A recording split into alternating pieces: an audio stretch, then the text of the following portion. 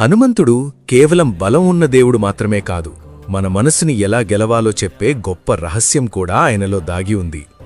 చాలామంది హనుమంతుడి శక్తి అంటే కేవలం కొండలు ఎత్తడం, సముద్రం దాటడం అనుకుంటారు. కాని అసలు రహస్యం వేరే ఉంది.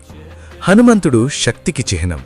లక్ష్మణుడు స్పృహ తప్పినప్పుడు హనుమంతుడు మొత్తం సంజీవని పర్వతాన్నే తీసుకొచ్చాడు.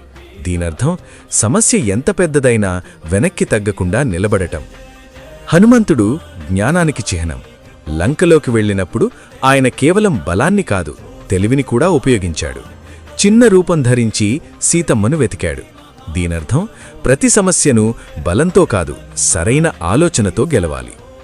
హనుమంతుడు క్రమశిక్షణకు చిహ్నం. ఆయన లక్ష్యం ఒక్కటే, శ్రీరాముడి పని పూర్తి చేయటం. దారిలో ఎన్నో అడ్డంకులు వచ్చినా దృష్టి మార్చుకోలేదు. దీనర్థం లక్ష్యంపై ఏకాగ్రత ఉంటే విజయం దగ్గరపడుతుంది.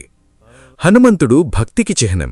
ఒక కథలో హనుమంతుడు తన ఛాతీ చీల్చి చూపించగా అందులో శ్రీరాముడు, సీతమ్మ కనిపించారు. దీనర్థం నిజమైన భక్తి అంటే కేవలం పూజ కాదు, హృదయంలో ప్రేమ మరియు నమ్మకం. అందుకే హనుమంతుడు బయటి శత్రువులను కాదు, మనలోని భయం, కోపం, అహంకారం, చెడు ఆలోచనలను జయించడం సూచిస్తాడు. శక్తి శరీరంలో ఉండొచ్చు, కాని జ్ఞానం, క్రమశిక్షణ, భక్తి ఇవే హనుమంతుడి అసలు మహాశక్తులు. ఇలాంటి తెలియని హిందూ రహస్యాల కోసం మా ఛానల్ సబ్స్క్రైబ్ చేయండి.